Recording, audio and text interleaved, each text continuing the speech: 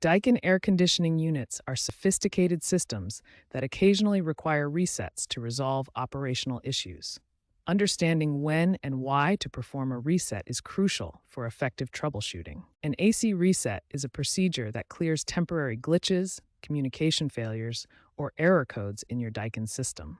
This simple process can potentially save you from costly service calls. There are two main types of resets available for Daikin systems.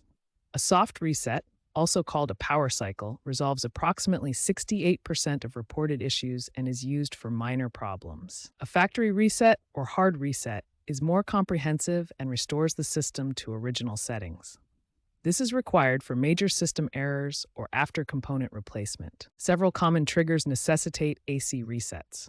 These include communication failures between indoor and outdoor units, sensor malfunctions, power surge recovery, and various error codes. Newer Daikin models from 2023 to 2025 feature advanced diagnostic systems.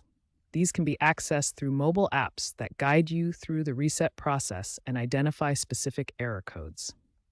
Before attempting any reset, it's crucial to document your current settings and identify any error codes. This preparation ensures you can restore your preferred configurations after the reset is complete. Understanding these fundamentals of Daikin AC resets, the types available, common triggers, modern diagnostic features, and proper preparation, sets the foundation for successful troubleshooting and system maintenance. Daikin air conditioning systems offer three main types of reset procedures, each designed to address different issues and restore proper operation. For split systems, which are the most common residential units, the soft reset procedure is straightforward and resolves most minor issues. The main power switch is typically located near the indoor unit or at the electrical panel. Always ensure complete power disconnection for safety. VRV and multi-split systems require a different approach, typically using the wired controller to access service mode and reset functions. Now, let's examine the three most common error codes and their specific reset solutions.